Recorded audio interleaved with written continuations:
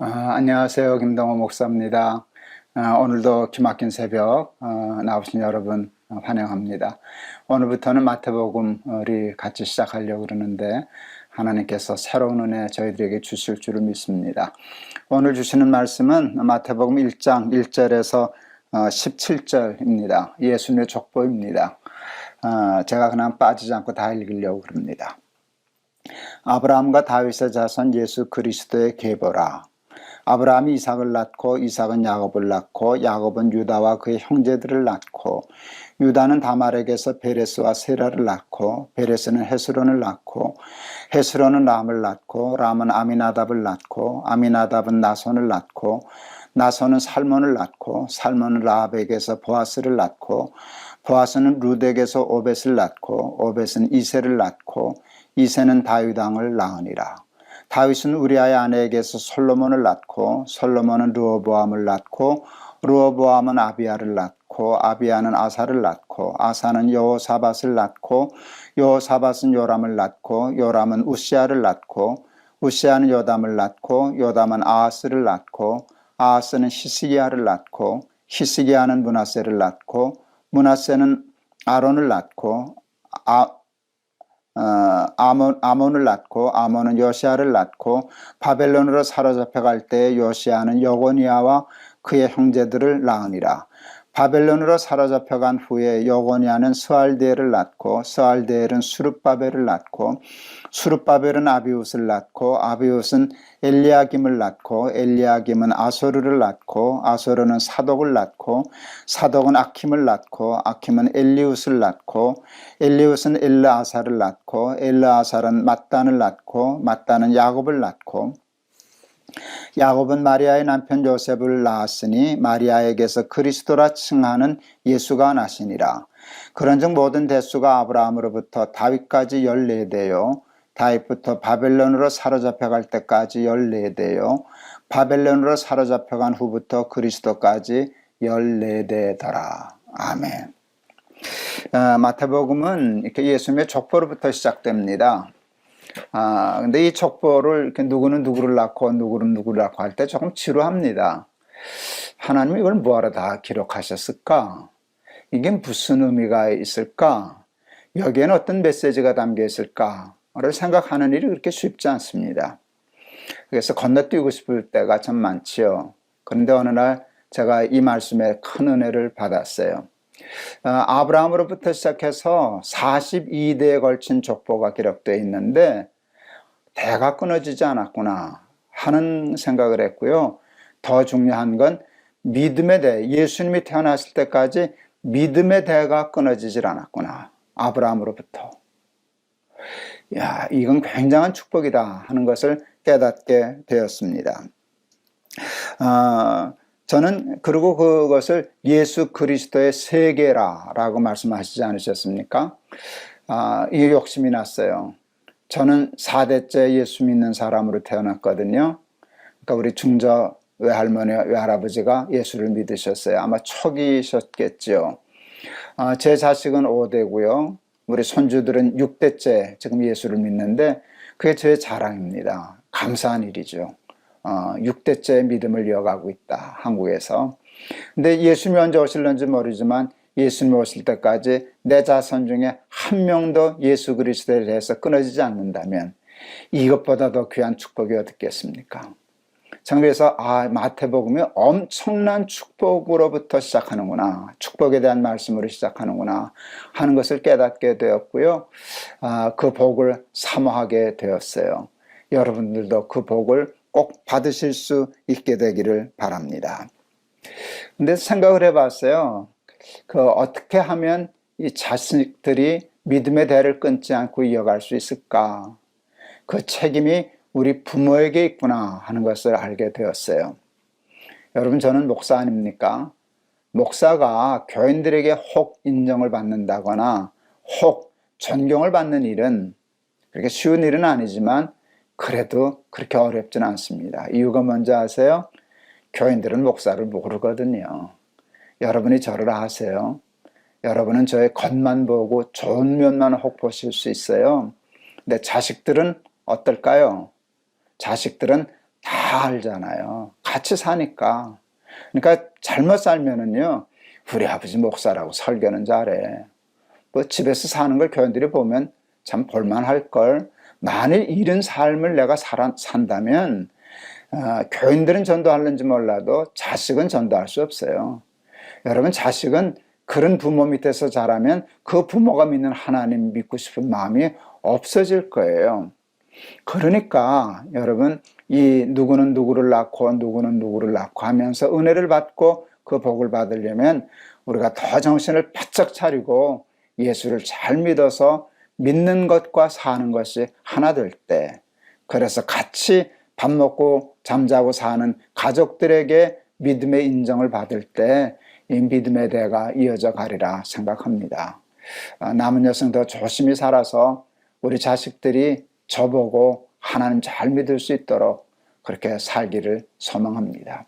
많은 사람들이 하나님 보고 믿지 사람 보고 믿냐 뭐 그런 얘기하는 때가 있는데요. 그건 사실은 잘못된 일이에요. 여러분, 어떻게 믿지 않는 사람들이, 처음 믿는 사람들이 보이지 않는 하나님을 보고 하나님을 믿을 수 있겠습니까? 먼저 믿는 우리를 보고 하나님을 믿는 것이 맞습니다. 그건 자식도 마찬가지인데 우리가 많은 사람들에게 전도의 삶을 살 수 있도록 우리의 삶을 더 반드시 하고 믿음대로 살아가서 믿음의 대가 끊어지지 않는 그런 축복의 증인들 다 되시기를 바랍니다. 제가 예수님의 족보에서 또 크게 은혜 받은 게 있어요. 그것은 다말, 라합, 룻, 밧세바 여자들의 이름이에요. 예수님의 족보는 그 당시의 유대인의 전통에 따라서 여자의 이름이 기록되지 않아요. 그런데 예외적으로 이 네 여자의 이름이 나와요. 다말은 시아버지와 관계에서 애 낳은 여자고요. 라합은 기생, 다시 말하면 창녀였죠. 룻은 그 당시 사람들에게는 창녀보다 더 부끄러운 이방 여자였고요. 밧세바는 이름도 나오지 않고 우리아의 아내라고 나와요. 여러분, 어떻게 다 인간적으로 얘기하면 비정상적인데 부끄러운 이름인데 다 다른 부끄럽지 않은 이름은 다 빼버리고 여자들 이름을 하필 이 여자들 이름을 쓰셨을까? 그건 실수가 아니에요. 하나님의 고의예요. 의도적이에요. 여기는 메시지가 있어요. 제가 그걸 깨달았어요.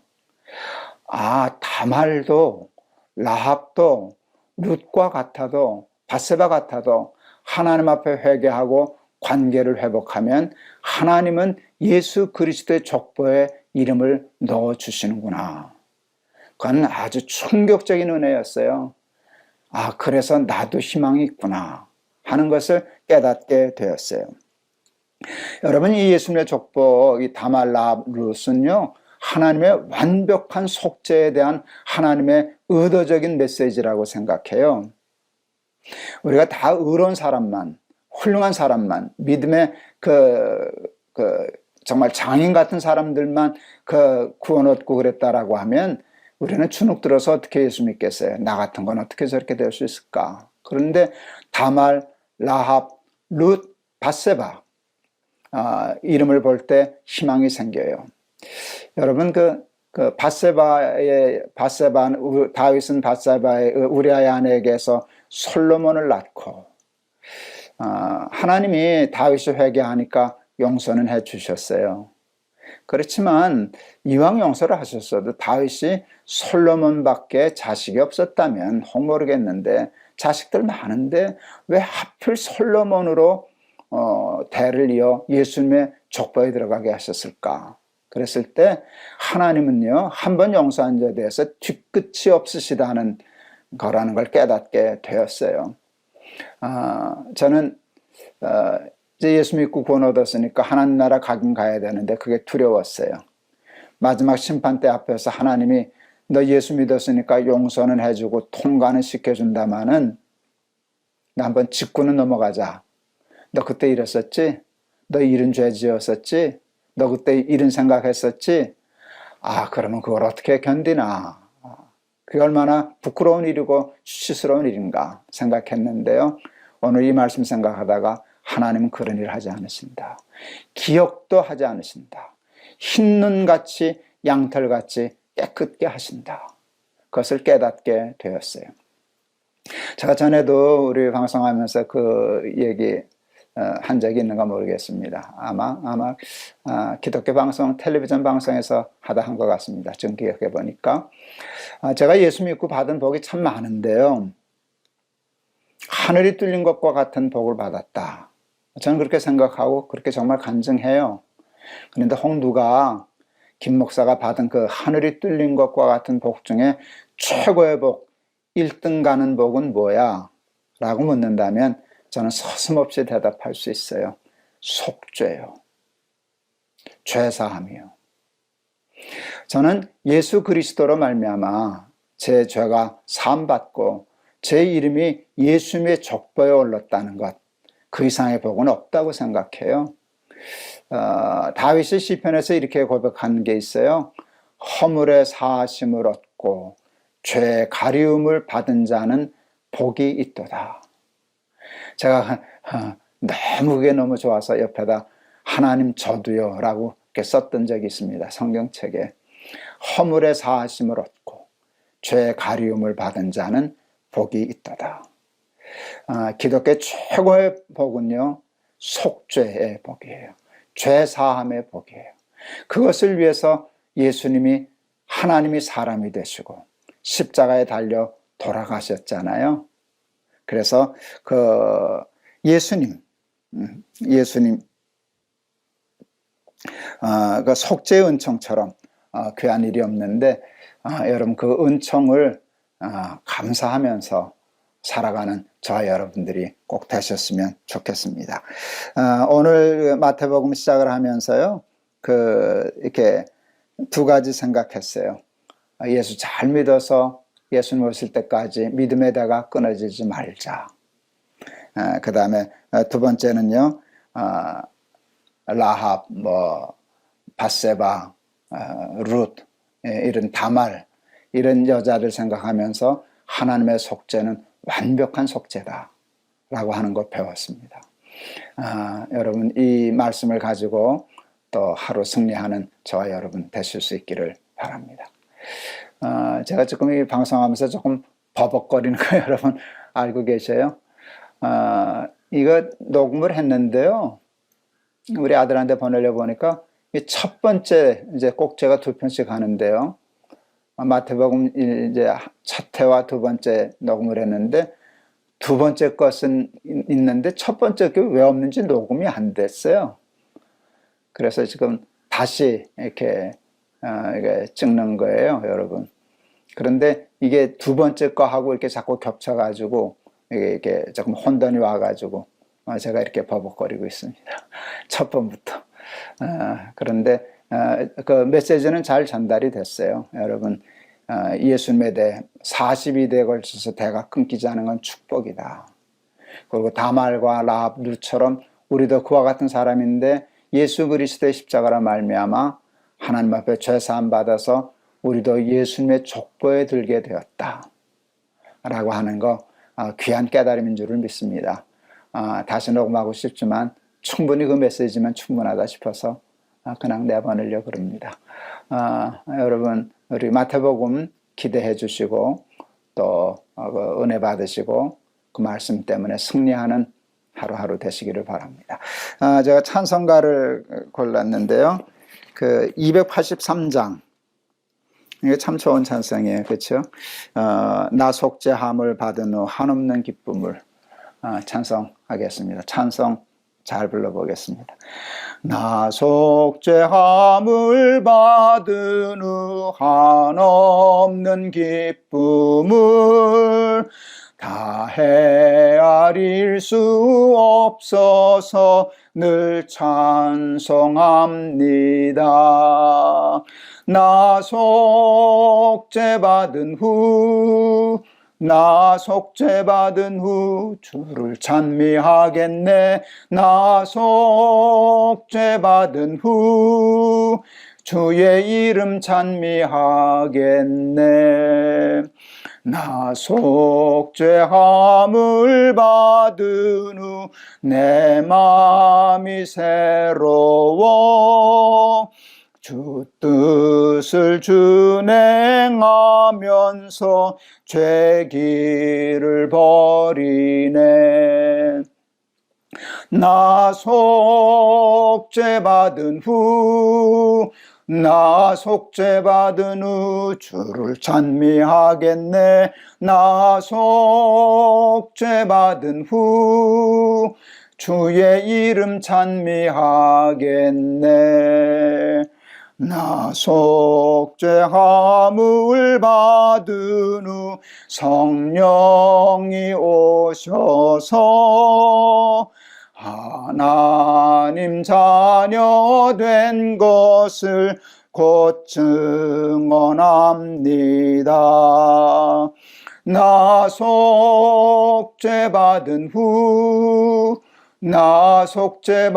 후 주를 찬미하겠네. 나 속죄 받은 후 주의 이름 찬미하겠네. 나 속죄함을 받은 후 보혈의 공로로 내 주의 은혜 입으니 늘 평안합니다. 나 속죄 받은 후 주를 찬미하겠네. 나 속죄 받은 후 주의 이름 찬미하겠네. 기도하시겠습니다. 하나님, 마태복음을 시작합니다. 족보로부터 시작합니다. 족보 속에 큰 은혜가 있습니다. 42대 만만치 않은 데인데 끊어지지 않았습니다. 믿음의 대가 끊어지지 않았습니다. 아브라함은 예수 그리스도의 세계를 이루었습니다. 하나님, 부족한 것은 4대째 믿는 사람이고 우리 손주는 6대째입니다. 제가 예수 잘 믿어서 아이들에게까지 믿음에 인정받는 사람이 되어서 하나님, 예수를 모실 때까지 우리 집안 믿음에 대해 끊어지지 않게 하옵소서. 예수 그리스도의 세계를 이루게 하옵소서. 그 복을 우리 날마다 기막힌 새벽 친구들 다 같이 누리게 하옵소서. 하나님으로부터 받은 은혜가 많지만 은혜 중에 은혜, 축복 중에 축복은 속죄의 은총입니다. 다말 같은 삶입니다. 라합 같은 인생입니다. 룻과 같은 인생입니다. 밧세바 같은 허물 있는 사람입니다. 그러나 하나님 십자가 붙들고 회개하고 하면 예수 그리스도의 십자가로 완벽한 속죄를 이룬다. 우리도 예수님의 족보에 기록된다는 귀한 말씀 주셔서 감사합니다. 기독교의 복음 중에 복음인데 하나님, 이 말씀 붙잡고 승리하는 삶 살아가게 하옵소서. 예수 그리스도의 이름을 받들어 기도하옵나이다. 아멘. 감사합니다. 우리 마태복음 이제 시작했습니다. 마태복음 기대합니다. 예수님의 하신 말씀, 직접 하신 말씀, 예수님의 행적을 통해서 하나님 우리에게 큰 은혜 주실 줄을 믿습니다. 여러분 오늘도 승리하실 수 있기를 바랍니다. 감사합니다. 여러분 사랑합니다.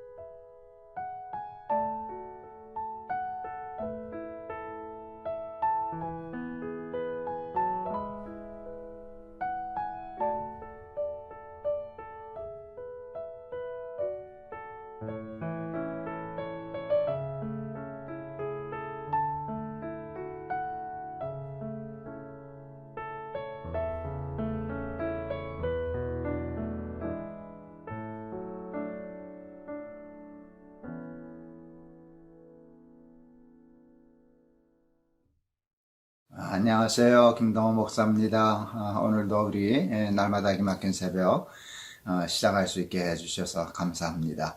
하나님이 오늘도 꼭 우리에게 필요한 기막힌 은혜와 말씀을 허락해 주실 줄을 믿습니다. 오늘 봉독할 말씀은 마태복음 7장 15절에서 21절 말씀입니다. 제가 봉독하겠습니다.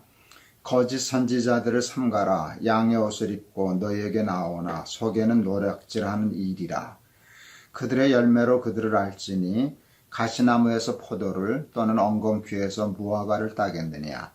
이와 같이 좋은 나무마다 아름다운 열매를 맺고 못된 나무가 나쁜 열매를 맺나니 좋은 나무가 나쁜 열매를 맺을 수 없고 못된 나무가 아름다운 열매를 맺을 수 없느니라. 아름다운 열매를 맺지 아니하는 나무마다 찍혀 불에 던지느니라. 이러므로 그들의 열매로 그들을 알리라. 나더러 주여 주여 하는 자마다 다 천국에 들어갈 것이 아니요 다만 하늘에 계신 내 아버지의 뜻대로 행하는 자라야 들어가리라. 아멘. 아이들을 키우면서 좋은 사람 만나는 축복을 달라고 늘 기도했었습니다. 그 중에 하나가 좋은 스승이었습니다. 존경할 만한 우리 아이의 삶에 영향을 끼칠 좋은 스승을 만나면 그 아이의 인생은 염려할 것이 없기 때문이었습니다. 요즘 우리 사회가 세상에서 흔히 하는 말이 있습니다. 선생은 많은데 스승은 없다. 선생과 스승을 좀 구별해서 하는 말인데 굉장히 중요한 말이라고 생각합니다.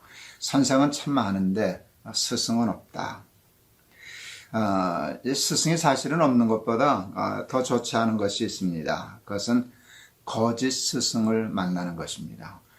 거짓 스승을 만나는 것보다는 차라리 스승이 없는 게 더 나을런지도 모릅니다. 거짓 스승을 스승인 줄 알고 따르고 그 영향을 받으려고 한다면 그건 인생의 최악이라고 얘기할 수 있습니다. 이단에 빠진 사람들이 그 대표적인 예라고 생각할 수 있습니다. 가면 그 영과 혼과 육과 모든 삶이 다 망가지기 때문입니다. 그런 이단에 빠져서 자신의 모든 삶을 망가뜨리는 사람들을 우리는 주위에서 그렇게 어렵지 않게 쉽게 발견할 수 있습니다. 그런데 여러분, 그 거짓 선지자는 이단에만 있는 것이 아닙니다. 그러면 차라리 좀 분별하기가 쉽습니다. 이단 교주에게 속지 않는 것은 그다지 어렵지 않습니다. 그런데 거짓 선지자가 이단 교회가 아니라 전통적인 또 정통적인 이렇게 교회 안에 교단 안에 양의 탈을 쓰고 있을 수 있다는데 우리의 문제의 심각성이 있습니다. 거짓 선지자를 구별해내는 것은 어려운 일인가? 쉽지 않습니다. 왜냐하면 오늘 예수님 말씀하신 것처럼 저들이 양의 탈을 썼기 때문입니다. 꼭 양같이 보이기 때문에 염소처럼 이렇게 느껴지지 않습니다. 그래서 쏟기가 쉽습니다. 그런데 그게 전부일까? 저들이 정말 교묘하게 양의 탈을 쓰고 잘 속이기 때문에 우리가 거짓 선지자를 구별해내지 못하는 것일까? 저는 그렇게 생각하지 않았습니다. 그게 전부가 아니라고 생각했습니다. 양의 옷을 입고 우리를 속이는 것보다 더 심각한 것은 우리 속에 참된 스승, 참된 선지자를 만나야 되겠다라고 하는 소원이 없거나 적다는 데 도리어 큰 문제가 있습니다. 왜 그런가? 잘 사는 데 대한 관심이 없기 때문입니다. 정말 잘 사는 데 대한 관심이 우리에게는 뜻밖의 적습니다. 그러면 우리의 관심은 어디에 있나? 잘 사는 데 있습니다. 그런데 그 잘 산다라고 하는 것이 성경적인 잘 삶이 아니라 세상적인 잘 삶입니다. 세상적인 왜곡된 잘못된 잘 사는 것에 대한 욕심이 많기 때문에 진정 하나님이 가르쳐 주시고 성경이 우리에게 말씀해 주시는 진정으로 잘 사는 삶에 대한 관심이 우리에게는 참 부족합니다. 그게 뭔가 쉽게 말해서 그냥 부자 되고 세상에서 출세하고 성공하는 것, 그것이 잘 사는 것이라고 생각하기 때문에 그것에 도움을 줄 수 있는 선생을 찾는 일, 실력 있는 선생, 잘 가르치는 선생, 대학 잘 보는 선생 찾는 일에는 우리는 거의 천재급에 가깝습니다. 여러분, 그래서 뭐 8학군이, 학군이 생기고요. 그 다음에 잘 가르치는 학원들이 있는 데가 뭐 아주 집값이 올라가고, 여러분 그런 일들이 일어나지 않습니까? 특히 우리 한국 사람들이 거기 열심히이기 때문에, 그래서 사실 그것이 세상적으로 한국을 발전시키는 동력이 되기도 했었습니다. 그래서 스승에 관심이 있는 게 아니라 우리들은 아까 얘기한 것처럼 선생, 뭐 그가 존경 안 해도 괜찮은데 영어만 잘 가르치면 돼, 수학만 잘 가르치면 돼, 대학만 잘 붙여주면 되지 라고 하는 데 있기 때문에 좋은 선생, 실력 있는 선생은 만나는데 자기 인생에, 자기 신앙에 도움이 될 영적인 스승, 참 선지자 만나는 일에는 우리가 둔하게 되는 것입니다. 관심을 가지고 찾으면, 실력 있는 선생님 찾듯 찾으면, 그래서 파락군이 생기고 무슨 대치동이 생겨서 집값이 오르듯 그런 마음을 우리가 바로 갖는다라고 하면, 왜 좋은 선지자, 참 선지자, 정말 좋은 스승 만나는 일에 실패하겠습니까?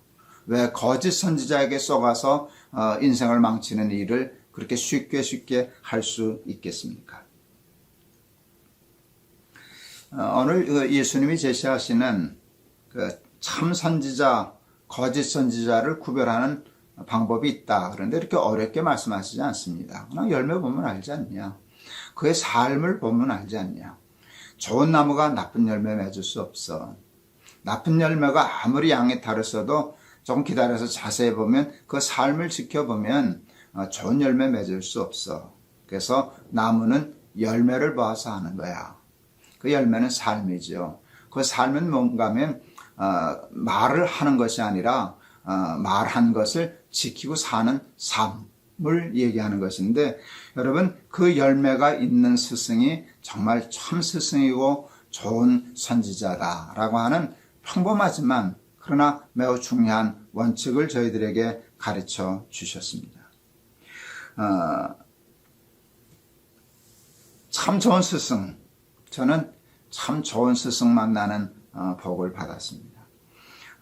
교회에서 좋은 목사님을 만났고요. 신학교에 가서 좋은 교수님을 만났습니다. 제 인생과 제 목회에 정말 큰 영향을 끼치고 제 삶에 복이 되는 참 선지자, 참 스승을 저는 만나는 복을 받았습니다.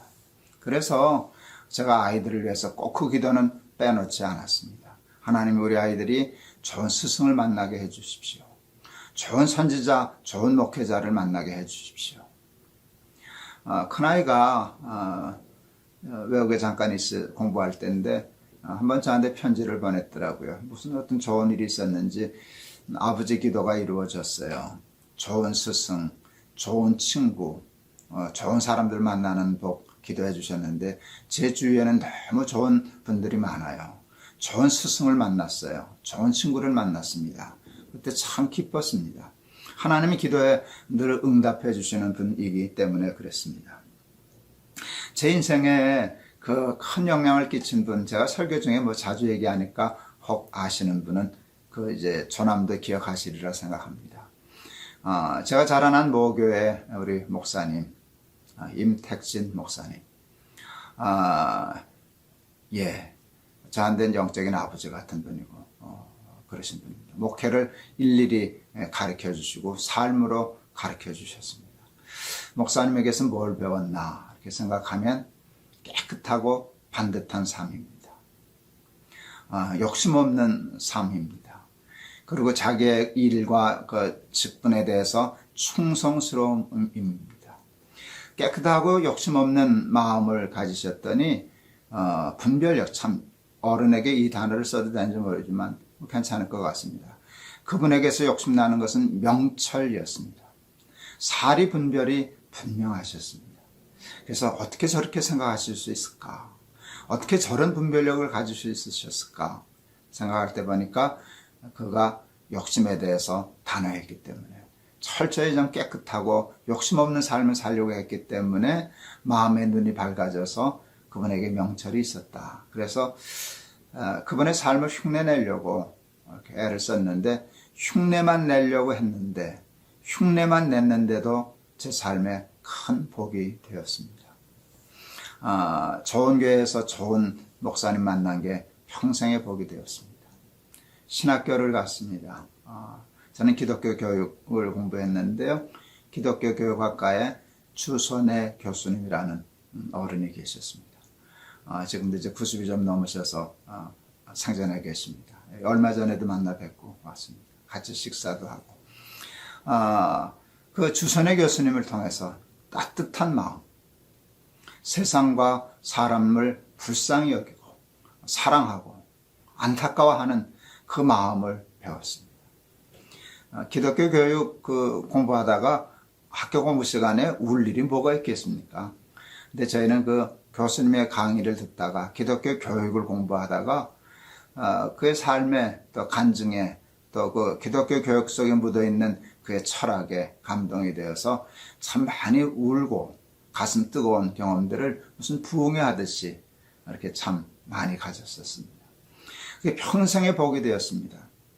그러고 보니까 제가 목회할 때 제 관심도 완전하진 못하지만 그래도 어려운 사람, 가난한 사람, 좀 불쌍한 사람, 사회적인 취약계층민들에 대해서 조금은 따뜻한 마음을 가지고 목회 방향이 그쪽에 잡히게 되더라고요. 그래서 이제 저도 은퇴하고 이제 삶을 마무리하는 단계에 다다랐지만 어떻게 내가 이만큼 살 수 있었을까? 제가 제일 좋아하는 찬송이 하나님의 은혜로 이 쓸데없는 자 왜 구속하여 주는지 난 알 수 없다다. 그 찬송이거든요. 저는 제 삶에 대해서 깜짝깜짝 놀래요. 내가 어떻게 이런 삶을 그래도 살고 마칠 수 있었을까? 이런 복을 받을 수 있었을까?를 생각할 때 많은 생각이 나지만 가장 이렇게 마음에 떠오르는 것은 우리 부모님 생각도 많이 나고 그렇지만 우리 임택진 목사님, 또 주선혜 교수님 잊을 수 없습니다. 여러분, 거짓 선지자를 삼가라. 이 말씀 여러분 꼭 마음에 생기시고 그 말의 가장 적극적인 표현은 정말 참된 스승과 좋은 선지자를 만나기 위해서 욕심을 가지고 기도하라 하는 말씀으로 여러분 들으실 수 있기를 바랍니다. 찾고 구하고 하면 여러분 좀 실력 있는 선생님도 찾는데 왜 좋은 영적 스승이 없어서 못 만나겠습니까? 우리가 찾으려고 하지 않아서 욕심이 없어서 못 찾는 것인데 여러분 좋은 스승을 만나면 거짓 선지자를 삼가는 그런 덕도 복도 받을 수 있게 되어서 우리의 삶을 하나님 앞에 감사하며 잘 마무리할 수 있게 되리라 이렇게 믿습니다. 좋은 스승 만나는 복들 꼭 받으실 수 있기를 주의 이름으로 축원합니다. 우리 452장 오늘 찬송 골랐습니다. 452장 내 모든 소원 기도의 제목 예수님 닮기 원함이라. 소원이 세상적으로 부자되고 성공하는 게 잘못된 건 아니지만 거기만 머물러 있지 않고 정말 예수님 닮기를 소원한다면 예수님 닮은 좋은 스승, 선지자 찾고 만나는 것도 어렵지 않으리라. 그렇게 해석이 되어서 그 마음으로 이 찬송을 부르려고 합니다. 내 모든 소원 기도의 제목 예수님 닮기 원함이라. 예수님 형상 나 입기 위해 세상에 보화 끼잖네. 예수님 닮기 내가 원하네. 날 구속하신 예수님을 내 마음속에 지금 고도사 주님의 형상 인치소서. 무한한 사랑 풍성한 긍휼 슬픈 자 위로하시는 주. 길 잃은 죄인 부르는 예수 그 형상 닮게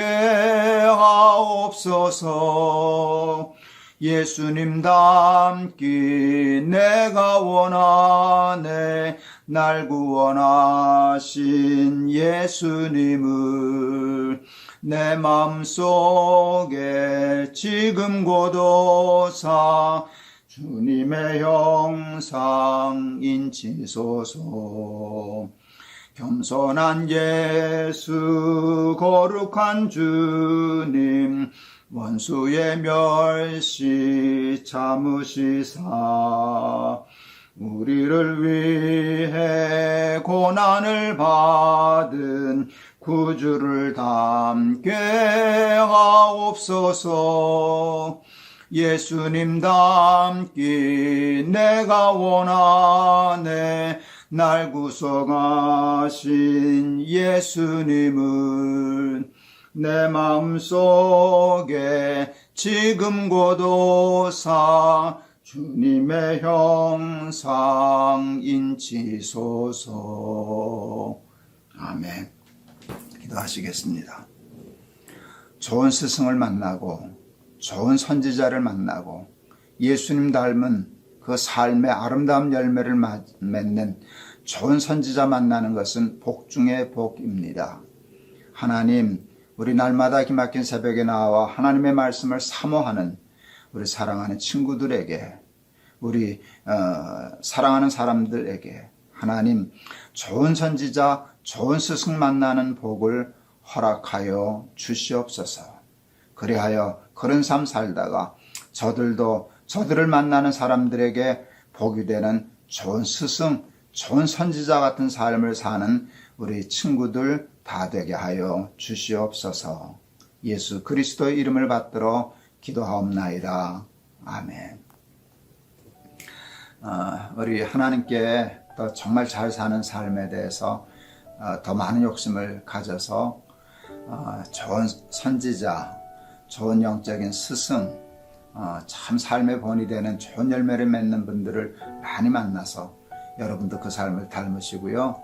제가 기도 중에도 말씀드렸지만 점점 나이 들어가시면서 여러분을 스승으로, 부모로, 어른으로 만나는 그런 사람들에게 복이 되는 좋은 스승, 좋은 하나님의 사람들 다 되실 수 있기를 주의 이름으로 축원합니다.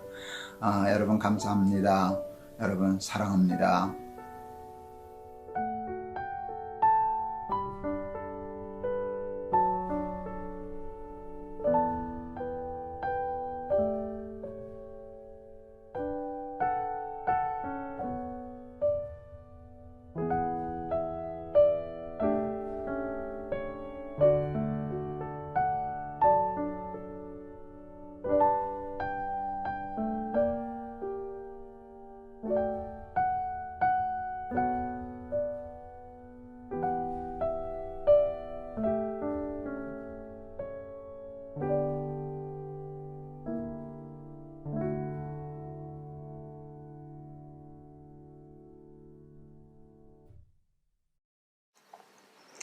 안녕하세요. 김동호 목사입니다. 오늘도 우리 날마다 기막힌 새벽 허락해 주신 하나님께 감사드립니다. 오늘 주시는 말씀에 귀 기울이시고 하나님이 예배하신 귀한 깨달음, 은혜 주인들이 되실 수 있기를 바랍니다. 마태복음 27장 3절에서 10절 말씀입니다. 그때 예수를 판 유다가 그의 정죄됨을 보고 스스로 뉘우쳐 그 은 30을 대제사장들과 장로들에게 도로 갖다 주며 이르되 내가 무죄한 피를 팔고 죄를 범하였도다 하니 그들이 이르되 그것이 우리에게 무슨 상관이냐 내가 담당하라 하거늘 유다가 은을 성소에 던져놓고 물러가서 스스로 목매어 죽은지라 대제사장들이 그 은을 거두며 이르되 이것은 핏값이라 성전고에 넣어둠이 옳지 않다 하고 은혼한 후 이것으로 토기장의 밭을 사서 나그네의 묘지를 삼았으니 그러므로 오늘날까지 그 밭을 피밭이라 일컫느니라. 이에 선지자 예레미야를 통하여 하신 말씀이 이루어졌나니 일러스되 그들이 그 가격 매겨진 자 곧 이스라엘 자손 중에서 가격 매긴 자의 가격 곧 은 30을 가지고 토기장의 밭값으로 주었으니 이는 주께서 내게 명하신 바와 같으니라 하였더라. 아멘. 우리가 며칠 전에 얼마 전에 가룟 유다와 베드로의 차이가 뭘까 하는 걸 생각했었어요. 차이가 없었죠. 가룟 유다도 예수는 배반했고 베드로도 예수는 부인했고 별 차이 없습니다. 근데 두 사람의 가장 중요한 차이는 회개였다고. 하나님 예수님이 회개할 기회를 줬지만 가룟 유다는 끝내 회개하지 않았고 베드로는 예수님이 미리 주신 그 기회, 예언과 같은 기회를 놓치지 않고 회개함으로 베드로가 되었다 하는 얘기를 했었습니다. 그리고 우리 회개하면 하나님은 우리의 죄를 용서해 주신다. 그 속죄의 은총에 대해서도 말씀드렸습니다. 그리고 제가 그때 지존파를 예를 들었었는데요. 그 지존파고 흉악한 죄인도 사형당하기 전에 회개하고 예수 믿음으로 말미암아 다 구원 얻었다 하는 얘기도 드렸고요. 또 그와 같은 간증이 사실은 예수님 십자가에 못 박히실 때도 있었지 않습니까? 십자가상의 한 강도가 회개하니까 오늘 네가 나와 함께 낙원에 있으리라. 그래서 흉악한 십자가에 달려 죽을 만한 죄인이었지만 회개하니까 하나님이 그 죄를 다 용서해 주셨다 라고 하는 말씀을 드렸습니다. 그런데 오늘 가룟 유다도 회개를 했습니다. 뉘우쳤어요. 자기가 죄를 졌다는 걸 깨달았어요. 그래서 은 30을 도로 가져왔는데 결국은 가룟 유다의 회개는 이루어지지를 못했어요. 이게 저는 좀 당황스러워요. 왜 지존파나 십자가사의 강도는 그 마지막 때 회개했는데도 그게 통했고 가룟 유다는 회개의 때를 놓쳤을까? 회개도 때가 있는가 하는 생각을 하게 되었어요. 조금 다른 얘기 같지만 그 구약에 보면 요나서가 있지 않습니까? 하나님이 요나를 니느웨로 보내시면서 가서 이 말을 전하라 그래요. 40일 후에 이 성이 망하리라. 이제 그 메시지예요. 그런데 그 메시지를 요나를 통해서 그 니느웨 성에게 주신 이유가 뭘까요? 40일 후면 망한다라고 하는 예언은요. 40일 안에 회개하라는 말씀이에요. 회개 기회를 주시기 위해서 그 말을 하신 거거든요. 그냥 멸망시킬 거라면 그냥 가서 멸망시키면 되지. 뭘 그 말 안 듣는 요나를 그렇게 고리뱃속에까지 집어넣어서 그 말을 전하게 하셨을까? 할 때 회개의 사인을 주신 거거든요. 그런데 참 감사하게도 니느웨 사람들이 그 말을 제대로 알아듣고 회개하고 베옷을 입고 제에 앉아서 철저히 회개함으로 니느웨 성이 구원을 얻었잖아요. 근데 제가 오늘 주목하는 건 40일 후에 망하리라. 40일이라는 기한을 정해 주시더라고요. 그러니까 회개에도 때가 있구나 하는 걸 알게 되었어요. 여러분 이제 고무줄 이렇게 늙으면 늘렸다가 이렇게 저거 하면 다시 제자리로 오지 않습니까? 그걸 장력이라고 그러더라고요. 이렇게 늘어나는 그 장력이라고 그러는데 그 장력의 그 한계를 넘어서면 끊어지죠. 근데 어디까지는 다시 돌아오고 어느 선을 넘으면 끊어지는지 그건 제가 잘 몰라요. 그런데 회개도 그런 장력이 있는 것 같아요. 때가 있는 것 같아요. 그 때는 몰라요. 하나님이 어떤 기준으로 그러시는지는 모르지만 회개해서 용서받을 수 있는 한계가 있고 선을 넘는 때가 있는데 무서운 거예요. 만에 하나라도 회개의 선을 넘어서 회개했는데도 통하지 않는다면 우리는 멸망할 수밖에 없는 거거든요. 회개에도 종말신앙이 필요해요, 여러분. 그러니까 오늘이 마지막이다 생각하고 회개의 기회만 주어지면 미루지 말고 그때 회개하고 하나님 앞에 돌아와서 죄사함 받고 구원 얻는 길에서 유다처럼 멀어지지 않는 그런 삶의 지혜를 오늘 배우실 수 있으면 좋겠습니다.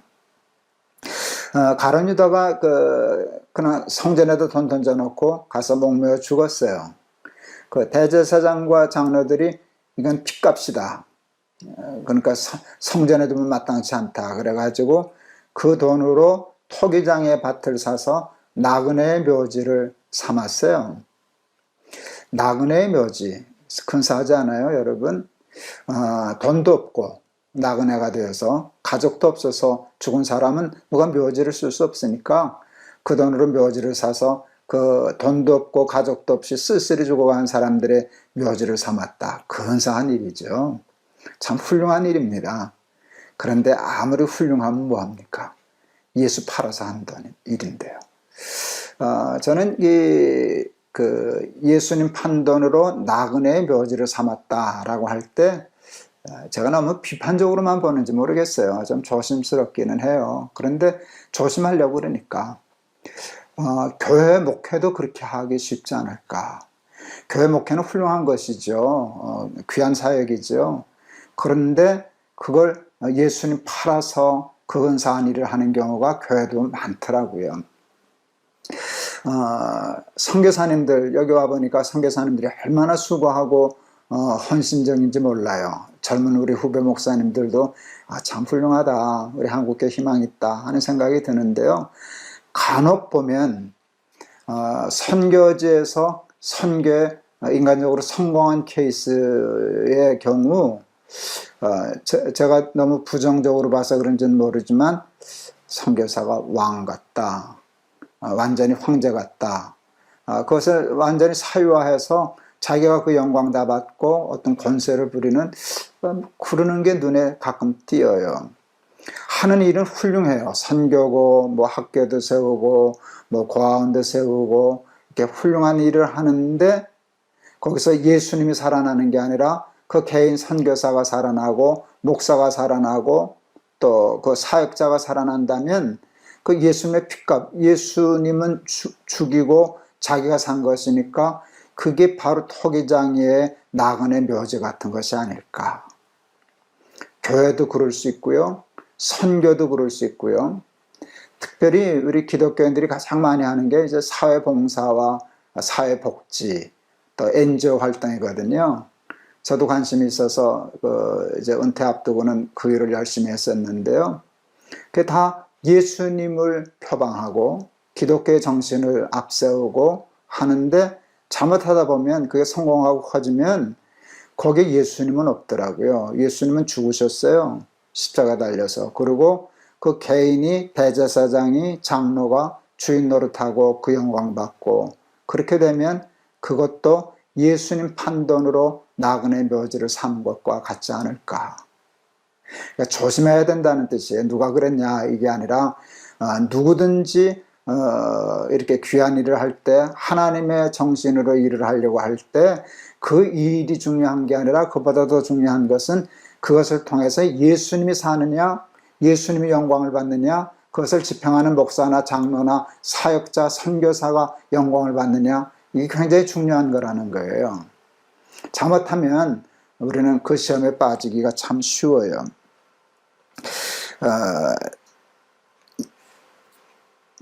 저를 키워주신 목사님이 23년 목회하시다가 은퇴를 하셨어요. 후임으로 오신 목사님이 제가 보기엔 멀쩡한 예배당을 허물고 새 예배당을 새로 건축하셨어요. 그냥 조금 수리해서 쓰면 될 텐데 돈 많이 낭비하지 않았나 하는 생각이 있었어요. 교육관이나 짓지. 그 목사님하고 은퇴하신 목사님하고 같이 식사를 하다가 제가 불평처럼 그걸 왜 허물었는지 모르겠어요. 그냥 수리를 해서 쓰면 잘 쓸 텐데 그 돈 있으면 그냥 교육관 새로 지었으면 더 좋았을 텐데 그럴 때 목사님이 이렇게 맞장구 쳐주실 줄 알았어요. 글쎄 말이다. 그 친구가 왜 그런다냐. 그러실 줄 알았는데 엉뚱한 말씀이 나오시더라고요. 내 교회인가 뭐.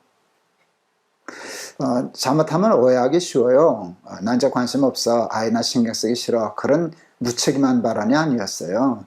내가 은퇴했기 때문에 거기에 끼어들면 안 돼. 그때 저한테 얘기하셨어요. 내가 은퇴했기 때문에 이제 교회를 세울 힘은 없어. 근데 아직도 나는 교회를 무너뜨릴 힘이 있어. 그 괜히 은퇴한 목사가 끼어서 이러쿵저러쿵 하면 그 목사가 어떻게 목회를 하겠나. 그럼 지으면 지는 거고 허물면 허무는 거지.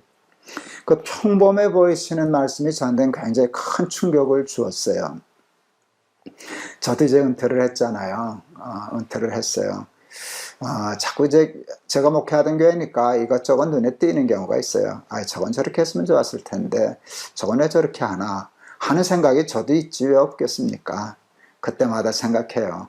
내 교회인가 뭐. 이제 은퇴했으니까 거기에 자꾸 감나라 배나라 이렇게 주인 노릇하고 아직도 내가 담임 목사인 것처럼 그렇게 착각하면 도리어 위험하겠다 하는 그런 생각이 들었어요. 내가 없어도 되지 않습니까? 그리고 나는 좀 없어져야 되지 않겠습니까? 거기에 하나님이 계시고 하나님의 영광을 받으시고 또 우리 후배 목회자들이 잘하면 되지 않겠습니까? 끝까지 그것이 내 것인 줄 알고 붙잡고 아들에게까지 물려주고 그것을 그런다고 하는 일은 그건 예수님 판단으로 나그네 묘지 삼는 것과 같은 행태가 아닐까 하는 생각을 좀 비판적으로 해보았습니다. 우리는요 선악과 따먹은 죄가 있어서요 자꾸 하나님 자리를 꿰차려고 하는 원죄적인 본능이 있어요. 여러분 이것을 정신 바짝 차리고 경계하지 않으면 뭐 누구 할 것 없어요. 뭐 아무개가 그랬대, 누가 세습했대, 뭐 그거 얘기할 수 있지만 나나 잘하세요 그러고 싶어요. 우리도 마찬가지거든요. 그래서 늘 여기 깨어서 나그네 묘지 삼았다. 그 근사한 것을 가장했는데 속에 예수님은 없다. 예수님은 죽으셨다. 그 죽은 자리에 김동호가 있다. 내가 있다. 그렇게 되면 그건 하나님을 속이고 자신을 속이고 세상을 속이는 일이 되지 않겠습니까? 언제나 모든 영광은 하나님께 돌리고 먹든지 마시든지 무엇을 하든지 다 하나님의 영광을 위하여라. 아무리 근사한 일을 해도 그 속에 하나님이 없으면 예수님이 없으면 그건 내 일이지 하나님의 일은 아니지 않습니까? 늘 하나님 살리시고 하나님 영광 받으시고 하나님 높임 받으시는 일에 쓰임받는 우리 사랑하는 날마다 기막힌 새벽 우리 친구들, 우리 식구들, 우리 가족들 다 되실 수 있기를 주의 이름으로 축원합니다. 솔리 글로리아 데오 오직 하나님께만 영광을 먹든지 마시든지 무엇을 하든지 다 하나님의 영광을 위하여 하라. 오늘 주시는 하나님의 말씀으로 마음에 새기시고 하나님의 자리 탐하지 않고 자기도 모르는 사이에 하나님의 영광 가로채는 그런 우를 범하지 않도록 조심하는 한 날 되시기를 바랍니다. 331장 찬송 골랐어요. 영광을 받으신 만유의 주여 우리가 명령을 따르리라 하는 찬송입니다. 영광을 받으신 만유의 주여 우리가 명령을 따르리다. 베푸신 은혜를 감사히 알고 진실한 마음으로 섬기겠네. 구주의 은혜 주시는 대로 영원히 받들어 섬기겠네. 찬송하겠네 찬송하겠네 생명을 주시는 구주로다. 구주를 높이고 잘 공경하여 온유한 마음으로 섬기리다. 주 예수 안에서 즐거워하며 충성을 다하여 섬기겠네. 구주의 은혜 주시는 대로 영원히 받들어 섬기겠네. 찬송하겠네 찬송하겠네 생명을 주시는 구주로다. 예수를 믿고서 늘 사랑하여 참 기쁜 마음으로 섬기리다. 온 마음을 드리고 늘 순종하며 구주를 영원히 섬기겠네. 구주의 은혜 주시는 대로 영원히 받들어 섬기겠네. 찬송하겠네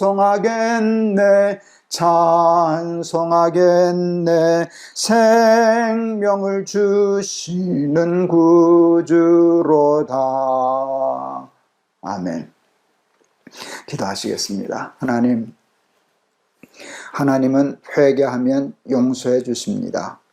십자가의 강도도 용서해 주셨고 지존파도 그 끔찍한 흉악한 죄인도 사형당하기 전에 회개함으로 구원 얻은 것을 믿습니다. 그러나 회개도 때가 있어서 회개에 때를 놓쳐 실기하면 가룟 유다 될까 두렵습니다.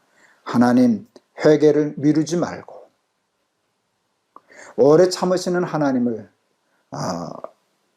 이용하지 말고 그때그때 회개의 영을 불어넣어 주셔서 가룟 유다와 같은 큰 실수 범하지 아니하도록 우리를 지켜 주시옵소서.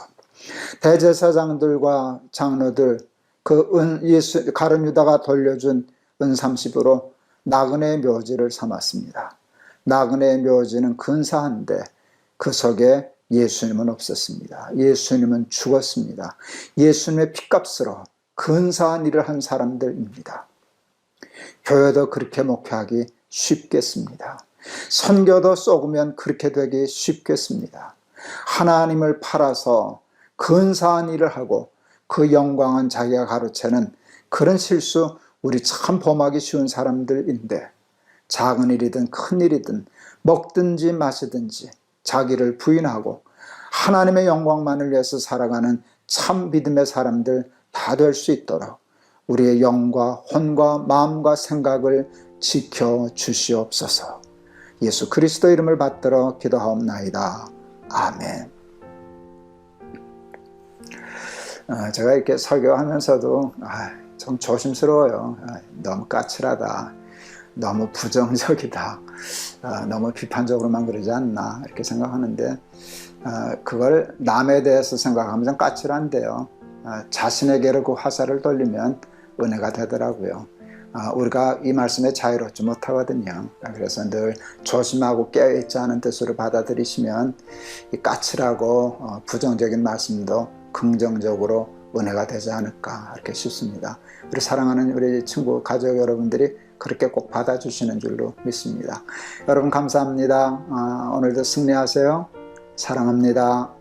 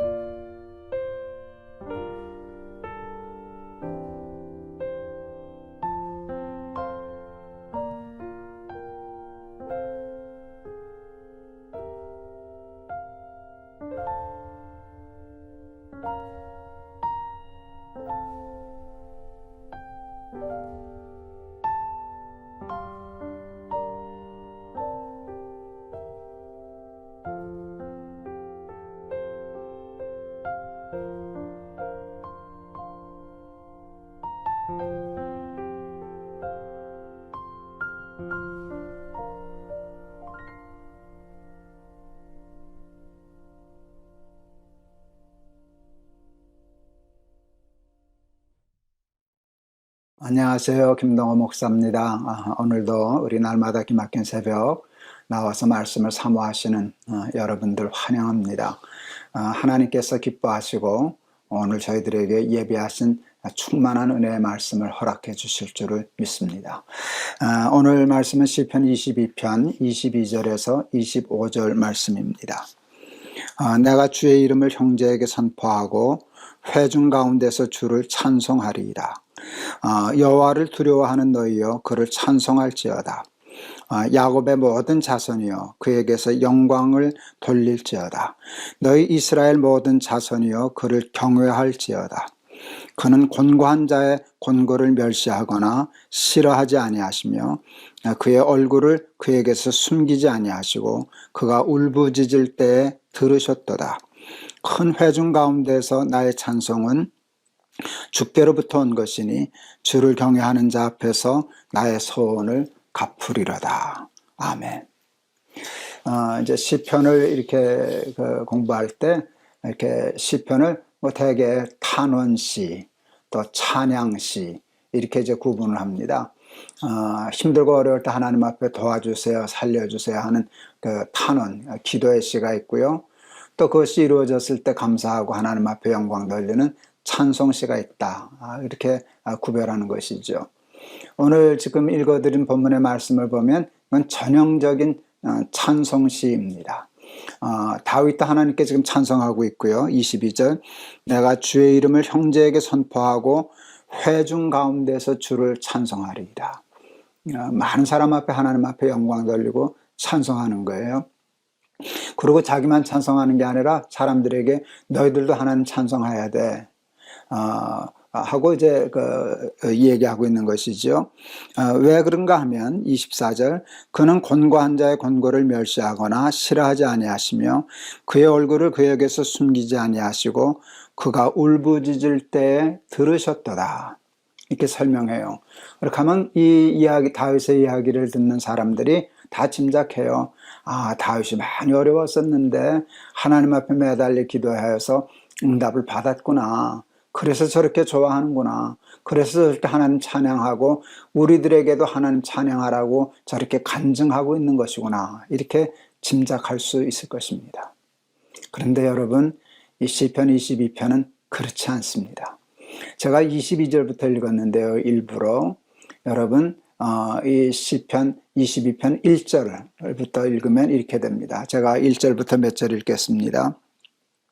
내 하나님이여 내 하나님이여 어찌 나를 버리셨나이까.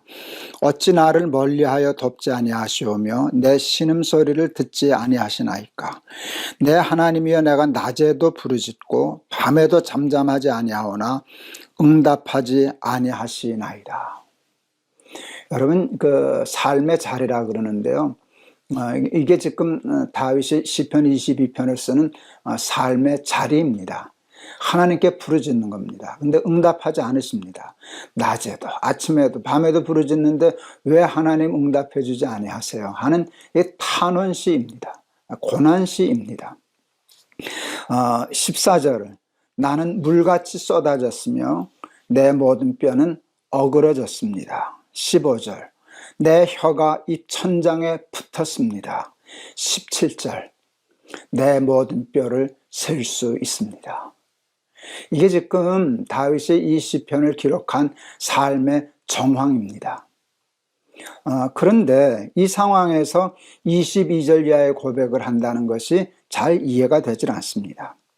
어떻게 그 고난의 자리에서 응답하지 않는 하나님께 대해서 탄원하고 매달리는 가운데 어떻게 22절 주를 찬송합니다. 백성들 앞에서 너희들도 찬송해야 돼. 왜? 하나님이 내 기도를 들어주셨기 때문에. 아직 안 들어주셨는데 이렇게 얘기하고 있는, 그러니까 탄원시에서 시작해서 지금 찬송시로 넘어가고 있는 이 다윗의 전형적인 시편의 유형을 지금 우리는 보고 있습니다. 믿음은 바라는 것들의 실상이요 보지 못하는 것들의 증거라 하는 말씀이 있습니다. 믿음은 바라는 것들이 다 이루어졌을 때 시작되는 것이 아니라 아직 바라는 것들이 이루어지지 않아서 그냥 바라고 있는 그때부터 출발하는 것입니다. 바라는 것이 이루어지지 않았을 때 믿는 것이 믿음이지, 여러분 바라는 것이 이루어졌을 때 믿는 게 무슨 큰 믿음이라고 할 수 있겠습니까? 보지 못하는 것, 보이지 않을 때 믿는 게 믿음이지, 다 보이는데 뭘 믿습니까? 그건 아는 것이지. 고난이 끝난 후에 누가 찬송하지 못하겠습니까? 복을 다 받고 누리는 때에 누가 찬송하지 못하겠습니까? 구원을 받은 후에 누가 하나님께 영광을 돌리지 못하겠습니까? 그런데 믿음은, 여러분, 믿음은 고난이 끝난 후에 찬송하는 것이 아니라 눈에 보이지 않는 것을 다 보게 되었을 때 찬송하는 것이 아니라 아직 보이지 않고 얻지 못했을 때 믿음으로 찬송하고 하나님께 영광 돌리는 것, 그게 진짜 믿음이 아니겠습니까? 다윗의 시편은 대개 고난시이고 탄원시입니다. 세상에 다윗처럼 고난 많이 받은 사람이 어디 있겠습니까? 그 고난의 현장에서 하나님 앞에 울부짖는 탄원시입니다. 그런데 다윗은 보면 하나님께 탄원하다가, 현재가 탄원하는 때죠. 고난의 때인데 자꾸 옛날을 돌이켜 봅니다. 뭐를 생각하는가 하면, 옛날에도 이런 어려움이 있었는데, 그때도 내가 하나님 앞에 울부짖었는데. 근데 여러분, 오늘 고난을 위해서 하나님 앞에 기도한다는 뜻이 뭐예요? 과거의 고난은 끝났다는 뜻 아니겠어요? 그것을 다윗은 기억해요. 그것을 기억해요. 그때도 어려웠었지. 그때도 지금처럼 하나님 앞에 매달려서 그랬지. 그런데 지금 보니까 하나님 다 이루어주셨네. 그 이루어주신 하나님의 은혜를 기억해내고 감사합니다. 하나님 그때 감사했습니다. 이렇게 감사하다 보니까 믿음이 생깁니다. 무슨 믿음이 생겨요? 그때 구원해 주신 하나님이 이번에도 구원해 주실 거야. 그때 구원해 주신 하나님이 이번을 그냥 넘어가실 리가 없지. 그러니까 믿음이 생깁니다. 그때도 도와주신 하나님이, 여기까지 인도하신 하나님이 지금 현재도 도와주시고 앞으로도 도와주실 거야 해서 이게 이제 생각이 미래로 갑니다. 이 고난도 끝날 거야, 이 기도를 응답해 주실 거야 하면 그때 하나님 앞에 부를 찬송으로 바뀝니다. 근데 그 찬송을 그때 가서 하지 않고 지금 현재로 끌어당겨서 지금 이 자리에서 하나님께 찬송하는 겁니다. 현실로 찬송하는 것이 아니라 믿음으로 찬송하는 거예요. 진짜 믿어지니까. 정말 하나님이 구원해 주실 것이 믿어지니까 고난 중에서도, 뼈를 셀 수 있는 그 고난 중에서도 하나님을 찬송할 수 있는 마음이, 진심이 생기는 것입니다. 오늘 시편 22편도 그 전형적인 다윗의 시편, 그 패턴을 보여주고 있습니다. 하나님을 찬송하고 하나님께 감사하고 하나님께 영광을 돌리는 것처럼 귀한 믿음이 어디 있겠습니까? 그런데 그 최고의 찬송과 최고의 자랑과 간증과 영광은 그것이 이루어졌을 때가 아니라 그것이 이루어지기 전에 아직 삶이 깊은 수렁과 사망의 음침한 골짜기를 다니는 것과 같은 그 현장에서 믿음으로 그것을 패스오버하고 뛰어넘고, 그리고 찬송하고 그 찬송을 미래로 가져가는 것이 아니라 현재로 가져와서 고난 중에 하나님을 찬송하는 기막힌 믿음의 행위가 나타나게 되는 것입니다. 욥의 찬송도 그런 것이 아니었겠습니까? 주신 자도 여호와시요 취하신 자도 여호와시오니 여호와의 이름이 찬송을 받으실지니이다. 욥은 고난 중에 찬송했습니다. 고난 중에 기도하다가 그 기도가 믿어짐으로 찬송까지 이루어지는 그 믿음의 장부들의 모습을 우리는 성경에서 발견할 수 있습니다. 여러분, 다윗과 같은 어려운 자리에서 하나님 원망하고 의심하고 낙심하고 절망하는 건 여러분, 그건 당연한 일입니다. 믿음이 좀 작다고는 얘기할 수 있지만 그것을 가리켜서 믿음이 없다, 그렇게 단정할 수는 저는 없습니다. 암에 걸려서 절망하고 또 낙심하고 하나님 원망하는 사람들에 대해서 믿음이 없어서 그런다, 함부로 얘기하기 쉬운데, 여러분, 제가 얘기하자, 당신이 걸려보세요. 당신이 걸려보세요. 그게 그렇게 쉬운 게 아니랍니다. 제가 그 얘기를 늘 하곤 하죠. 여러분, 그 다윗이 지금 이 시편 22편 상황에서 하나님 좀 원망하고 불평하고 낙심하고 절망하고 해도 하나님 다윗 괘씸하게 생각하지 않으셨을 거라고 저는 생각합니다. 도리어 더 불쌍히 여기셨겠죠. 너 얼마나 힘들면 그러냐, 그러실 하나님이시지 네가 그것도 못 이겨내고 나를 못 믿어? 그렇게 생각하실 하나님은 절대로 아닙니다. 그러나 이해되지 않는 상황 속에서 그 상황을 이해하려고 하지 않고 그 상황에 빠져들지 않고 어떠한 형편과 처지와 환경 속에서도 하나님을 믿고 신뢰함으로 그 믿음으로 그 자리를 빠져나와 하나님께 찬송하고 하나님께 감사하고 하나님께 영광을 돌린다고 할 때 하나님이 받으시는 영광이 얼마나 크고 귀하겠습니까? 여러분, 욥도 그랬고요, 다윗도 그랬고요, 많은 신앙의 장부들, 위인들이 고난 중에도 하나님을 찬송했었습니다. 전 그것이 그렇게 부럽습니다. 어떠한 형편과 처지에서도 하나님 찬송할 수 있는 사람 되기를 저는 바랍니다. 근데 오늘 설교 준비하다가 좀 무서운 마음도 들었어요. 제가 이렇게 설교하는 것을 보고 사탄이 너도 한번 해볼래? 하고 저를 정말 극심한데 뼈를 세울 수 있는 고난으로 몰아넣으면 어떡하나 하는 생각이 솔직히 좀 들었어요. 무섭습니다. 그거 그렇게 자원하는 마음 없습니다. 그게 왜 무섭지 않겠습니까? 그런데 오늘 이런 시편을 공부하면서 마음으로 다짐합니다. 원치 않지만 만에 하나 나에게도 그와 같은 일이 일어난다면 다윗처럼 하나님 찬송하는 사람 되라고 나한테 오늘 미리 예방 주사를 놓아주시는구나, 이렇게 생각하고 달게 이 주사를 맞습니다. 그리고 어떤 형편과 처지 속에서도 하나님 찬송하고 하나님께 감사하고 하나님께 믿어드리는 사람 되려고 노력할 겁니다.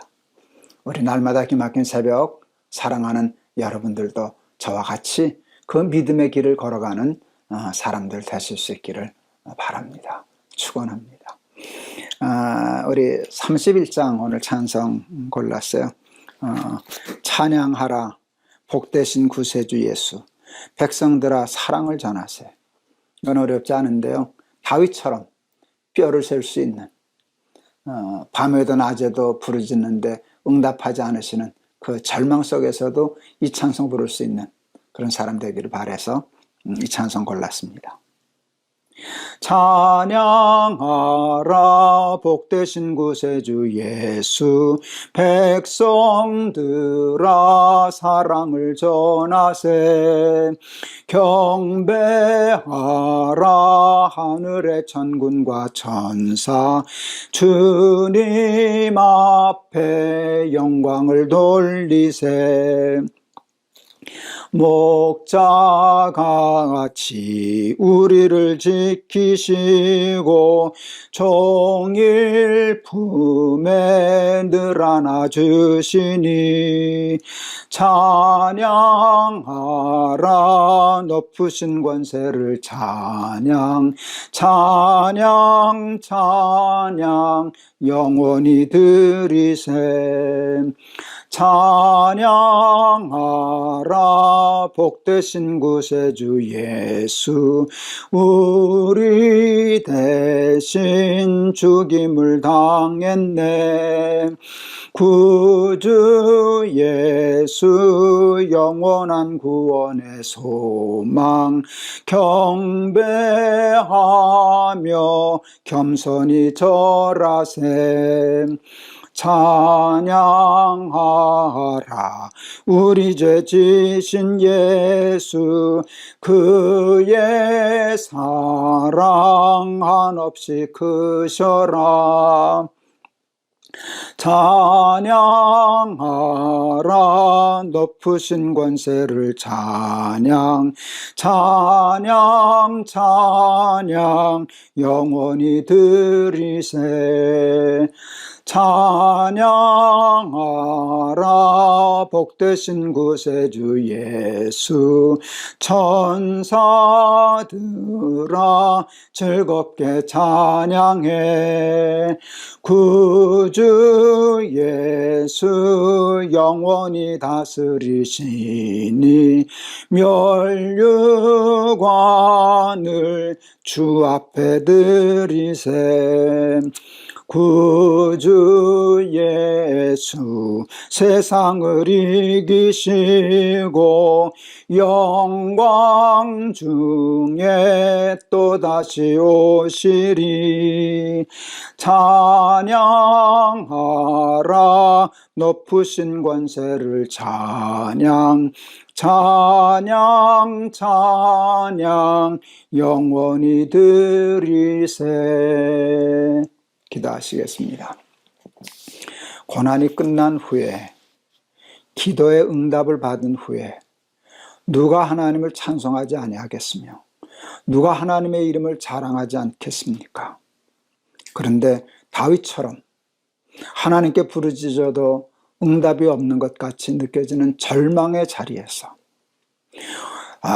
혀가 입천장에 붙고 뼈의 진액이 마르고 자기가 자기 몸의 뼈를 다 셀 수 있을 정도로 극한 고난 중에서도 과거에 은혜 주신 하나님을 기억하고 그 믿음으로 이 어려움도 이겨나갈 것을 믿고 찬송하고 영광 돌리는 다윗의 믿음이 부럽습니다.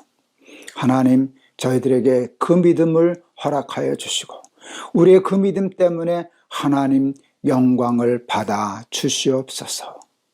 예수 그리스도 이름을 받들어 기도하옵나이다. 아멘. 여러분, 오늘 이 날마다 기막힌 새벽 이 방송을 들으신 여러분들 중에는 다윗의 시편 22편 1절에서 21절까지 기록된 그 고난의 현장에 있는 분들도 계실 줄을 믿습니다. 하나님 응답하시지 않는 것 같고 고난은 극에 달하고 이 고난의 끝이 보이지 않고 여러분의 뼈를 셀 수 있는 그런 자리에서 여러분 낙심하고 절망하고 원망하고 불평해도 하나님 여러분 그렇게 괘씸하게 생각하지 않으십니다. 하나님이 이해하십니다. 내가 얼마나 힘들면 그러냐 하고도 마음 아파하시고 안타까워하실 것입니다. 그런데 여러분, 이때 오늘 본문 읽은 것처럼 22절부터 하나님 찬송하고 하나님 믿어드리고 하나님께 영광 돌리고 세상 사람들에게 하나님 변호하고 하나님 간증한다면 얼마나 근사한 일이 되겠습니까? 혹시 이 방송을 들으시는 우리 사랑하는 가족 중에, 친구 여러분들 중에 그와 같은 상황이 있다면 믿음으로 한번 패스 오버, 뛰어넘어서 그 상황 속에서 오늘 부른 찬송 부르신다면 큰 은혜가 될 것입니다. 여러분에게도 은혜가 될 것이고 많은 사람에게도 은혜가 될 것이고 자손들에게 본이 될 것이고 우리 하나님 영광 받으실 줄을 믿습니다. 그런 믿음의 승리가 오늘 말씀을 통해서 저와 여러분들에게 나타나실 수 있기를 바랍니다. 여러분 감사합니다. 여러분 사랑합니다. 힘내세요.